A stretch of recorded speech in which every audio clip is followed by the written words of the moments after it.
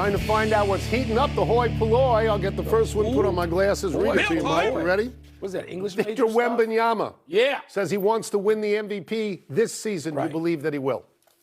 No, I have a vote in this, and I will tell you that it's tightened up. My vote, and I'm not even sure of the order, I think it's Jaylen Brown 1.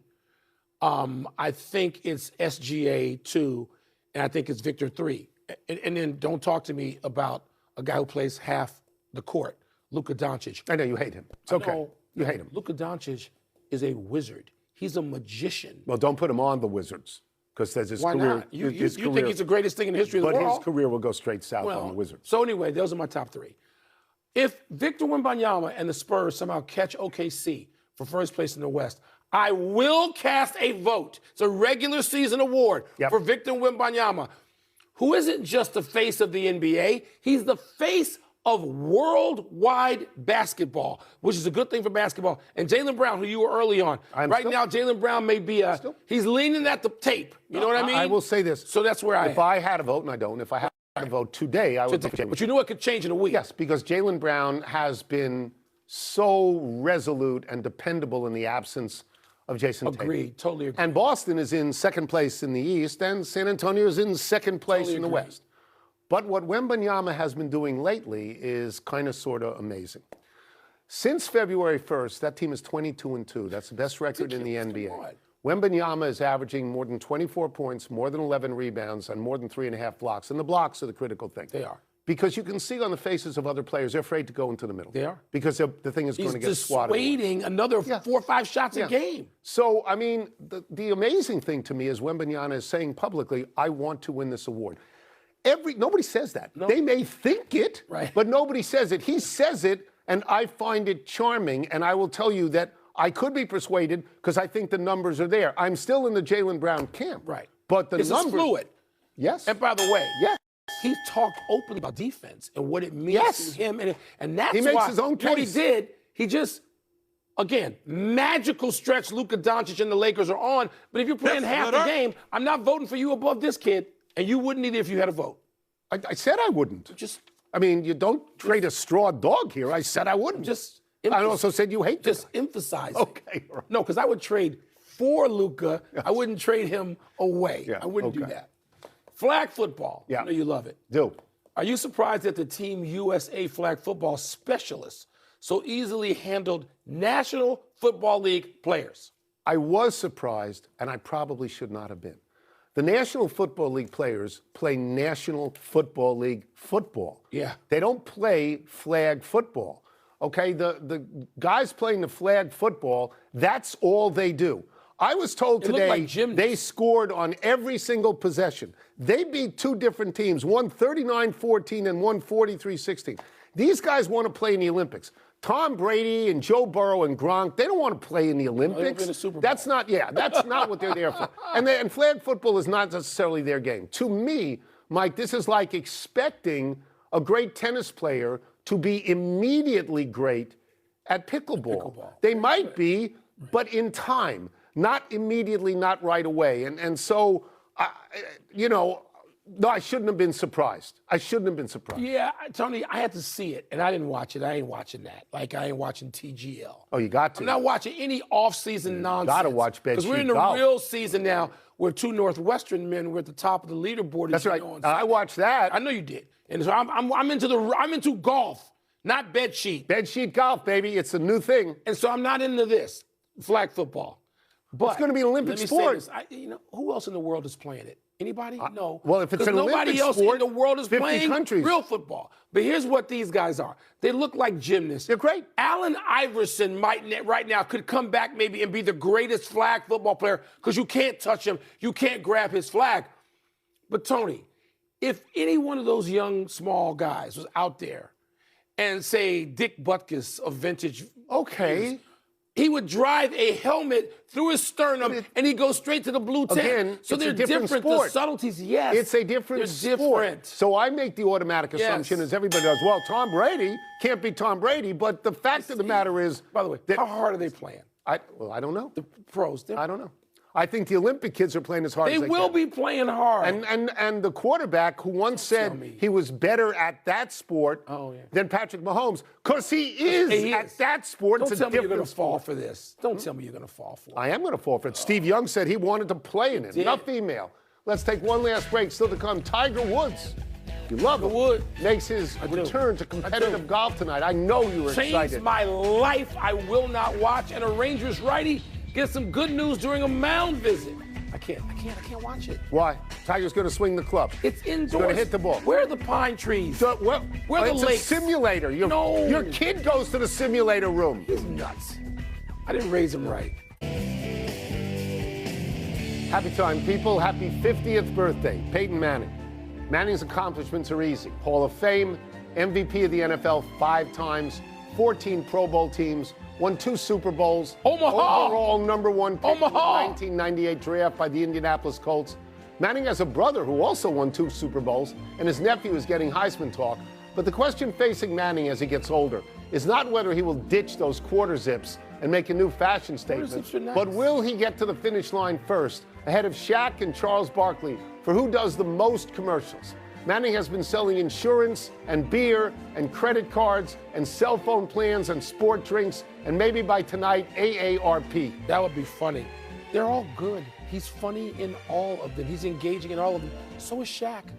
And so is Charles. Wayfair. What is he doing? What's he doing Wayfair? And ask him about Wayfair. He needs a new couch? Really? Can you get a better trio than those 3 doing commercials? No, they're wonderful. Happy anniversary, NC State.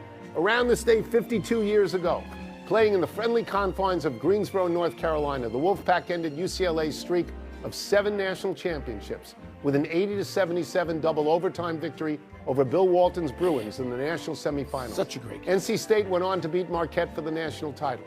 NC State was led by the great David Thompson, whose collegiate record to that point was 57-1. Thompson was helped by 7'3" center Tom Burleson, guards Mo Rivers and 5'6" Monty Tao, and forward Tim Stoddard, who went on to a career as a major league pitcher. I was at this game. It might be the best game I ever saw, and I saw the Leitner game. People have no idea who David Thompson is or how great he was. They have no idea. They have a little bit of idea about Bill, because Bill stayed with us, thankfully, thank God, for a lot longer. David Thompson. Google him. Right to you. My anxiety is high anxiety. It's not working. Welcome to PTI, boys and girls. In today's episode, Wemby states his case for MVP. Tom Brady is back on a football field, and Tiger Woods makes his return to competition. But we begin today with the Sweet 16. The 16 teams remaining are all from power conferences, led by 3 number 1s and 4 number 2s. Only Florida is gone from the top 2 lines. Wilbon, who do you see as the strongest teams through 2 games? Very happy as long as we're going to have no surprises in power teams. They have the Big Ten with 6 of the 16. I just wrote down teams, and Tony, in no certain order, because each one of them has circumstances that are peculiar to that situation. But Arizona, Michigan, speaking of number 1s, Houston has, I barely watched Houston because they just blown people out. There was no need. Iowa State with an impressive second victory. UConn has been impressive, speaking of number 2s. I was impressive to beat a number 1, to eliminate a 1. Purdue has been impressive. You notice I did not mention Florida because they're out now. I did not mention Duke because I think the injuries, Now, I know Duke bounced back and had the second game was a much better game. You mentioned 7 of the 16 teams. Okay, what? It's an easy bet. Would you like to leave somebody out of that Well, group? I mean, I just assumed you would mention 1 or 2. I'm going to start with who you just ended with, and that's Duke. Okay. Duke has not looked good to this point. No. Duke almost lost to Siena, which is why Jerry McNamara is coaching Syracuse today. In part, yeah. And they were only up by 4 against TCU at the half, and then they stretched it out. They have not looked like world beaters. They're missing an important player, and now they get St. John's. And St. John's is lucky to be in this position, too. They went a length of the court, layup, right hand, off hand, and all of that. But what we've known in our lives is if you leave Rick Pitino in a tournament for a long time, his teams get better. If you ask me what 1 or 2 teams have impressed me the most so far, I would say Arizona, but I would definitely say Houston. Houston is plus 60. Houston plus 60 in 2 games. And they catch a break. They no longer have to play Florida to get to the Final Four. This is 2 teams from the Big 12, both of those teams. But you know this from a conversation I had with you. I have a soft spot in my heart for Illinois now. Illinois is big. You shocked me over the weekend. They play big boy basketball. They don't fan out for threes. They can block No. Rim protection. And as you know, it's your conference. The Big Ten has 6 in. They got Illinois, they got Iowa, they got Michigan, Michigan State, They got Purdue and Nebraska. Nobody else has more than 4. Shout out to Nebraska, because I had them going out early, and I was dead wrong. Nobody has more than 4, and as you say, the ACC only has 1. If you ask me, though, what game I want to see more than any other game, and the time doesn't work for me. St. John's? No. What? UConn, Michigan State. Yeah. That's the one that I want to see most of all. Yes. I do. I agree. Given the history of the programs, the coaches, not ancient history, up-to-date state of play for those 2 programs, I agree. There's still some things we don't know. I mean, when you have freshmen that you rely upon like so many teams do, is there a point where they don't necessarily produce? Is there a point where you need the senior point guard Arizona to steady the team? Like, there's some things I think we find out in this next round, right? Yes. Should be fun. We've discussed the strongest teams remaining. Now let's discuss the highest seeds remaining. 11 seed Texas and 9 seed Iowa. The Longhorns beat North Carolina State in the first 4. A.J. DeBance's BYU and 3 seed Gonzaga to reach the 16. Iowa beat Clemson and stunned number 1 Florida, as we mentioned. Tony, are either of these power conference teams, Texas or Iowa, Cinderellas to you? And if not, how does the lack of a Cinderella change the nature of the tournament? Give me a couple of seconds here. No. Neither Iowa nor Texas are Cinderella. No. Texas has been good for a long time. Yeah. You can go back to Kevin Durant. You can go further back than Kevin Durant. I got a stat today that they have made the tournament 31 times since 1989. And 2 of their most recent coaches, Rick Barnes and Sean Miller, they're really good. Yeah. Okay, they're really good. And they beat Gonzaga to get here. Now I'm going to go on my rant, and you know my rant because I left it on your voicemail. Gonzaga is the most overrated, over-adored team in college basketball. It doesn't mean that I don't think Mark Few is a good coach. He's a very good coach. Doesn't mean I don't think their players are good. They go to the NBA. I'm saying that conference that they're in does not prepare that team to win this tournament ever. They play like 2 hard games from January 1 on, and Santa Clara, and that's all. And now you're going to tell me that they're in the Pac-12 next year. Well, you wake me up when that Pac-12 has UCLA and Arizona, and don't call me before then. It's not going to have them. Iowa, not a Cinderella. They're big, they shoot, and they move the ball around. And they've been in this tournament 5 of the last 7 years. I got 1 Cinderella for you. And there's only 1 on the board, and that is Nebraska. Nebraska is to college basketball right now what Indiana was to college football, a perennial loser having a magical season. I agree. That's why I gave them a shout-out already and apologized. I had Nebraska go down the first round just because, again, you don't know. They had never won That's right. an NCAA tournament and everything's game. Never been to the Sweet 16. Ever. Good for them. How could you be the Sweet 16 if you couldn't get to the 32? Thinking of our dear friend Mike Gleason. That's right. Who would have loved to see his team be in basketball because he's a basketball guy as well. There's no Cinderellas. I can't count Nebraska as a Cinderella. I do. I can't count them. And Iowa and Texas, certainly not. They're powers. They're big teams that play on New Year's Day in football games for the last 100 years. They are not Cinderellas. Would you say that if one of the ways to be a Cinderella is you've never sent a great pro to the NBA? Because you name me a great pro Nebraska's ever had in the NBA. Not the NFL, the NBA. NBA, I can't. Don't mention Ty Lue because he wasn't a great pro. No, the answer is there are none. There are none. But let me just say this, and I don't know where this is going. I know also from our live conversation last night, you don't enjoy this tournament as much as we have enjoyed other tournaments. Neither do I. And we're on the same wavelength here. The drama is lacking, and the threat of David beating Goliath, which is the essential conflict and the attraction of the tournament as set up in the 1980s. Yes. Sorry, millennials and younger people. Yes. You don't even know why the tournament is great and why it's irresistible. Yes. That's why it's irresistible. Will people turn away in time if that central conflict is not met? We're talking about a long time, and we don't know year to year what's going to happen. No, we don't. I would tell you that the closest thing to Cinderella that we got is Nebraska.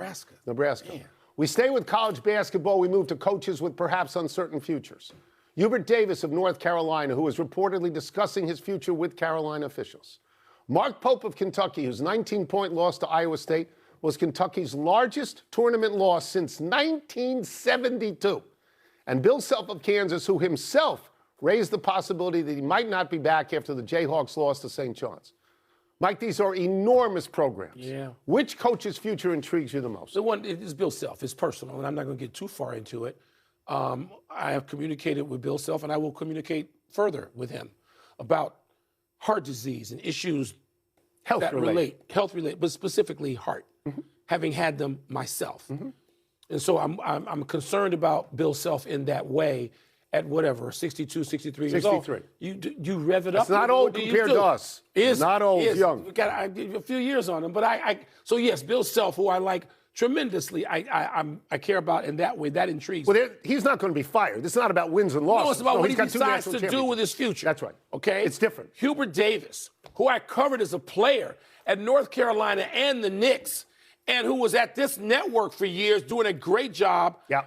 I didn't love it when he went back to that job, to North Carolina. I just, following a coach, his program, it's his alma mater, and I don't think things are going to wind up good there. Okay. So that leaves Kentucky in a situation where all they do is churn through coaches. Even when they have a guy who wins a national championship, it's never good enough. I hate that about Kentucky, specifically that dynamic. I'm sure that you will analogize Kentucky basketball to Nebraska football. Yes, I would. It's the same thing, that they expect to win all the games all the time. Yep. Okay. Let me get to Hubert Davis first. I think it'd be very hard for North Carolina to fire him. Wow. This is a terrible loss. They were up 19 against VCU. You have to close that game out. Missing their best player. Well, that's what I want to get to. That's what I want to get to. Hubert Davis is a Carolina grad. Yes. He played for Dean. Okay. He went to the final game in his first year ever 5 years ago. He has beaten Duke a bunch of times. He's 5-7 against Duke, but Duke has been a better program than North Carolina in the last few years. And he was missing his best player, Caleb Wilson. So to me, you have to give him another year. I think it's hard for Kentucky to fire Mark Pope. He's a grad. Is it hard for Kentucky to fire anybody? Well, he goes one better than Hubert Davis. He was the captain on a national championship team under Rick Pitino. He made the Sweet 16 last year. He's 46-26 in 2 years. If either is fired, there will be a line outside the door to hire either or both. Is 2 years enough for Pope? I don't know. I don't look at it in that context. I look at it as how greedy is Kentucky. They're the greediest. If you line up all the blue bloods and say, who's the greediest on the totem pole when it comes to college basketball, men's college basketball, the answer is Kentucky. Here's a get-out question. What? Do you think it helps Mark Pope that Rick Pitino and John Calipari are in the Sweet 16? What do you think they're thinking in Lexington? You know. But I will say this. They got beat by a 2 seed. Iowa State's a 2 seed. Let's take a break. Coming up, does Wilbon's boy, Victor Wembanyama, make a convincing case that he should be MVP this year? Come on, he's winning you over now. And how surprising was it that Team USA torched NFL players in flag football? You know that Bill Self's team, double-digit losses the last 3 years, and no Sweet 16s the last 4. And they're not going to fire him. They're not as greedy as Kentucky. No. Oh, no. Nobody is as greedy. But with good reason. Look how many championships they've got.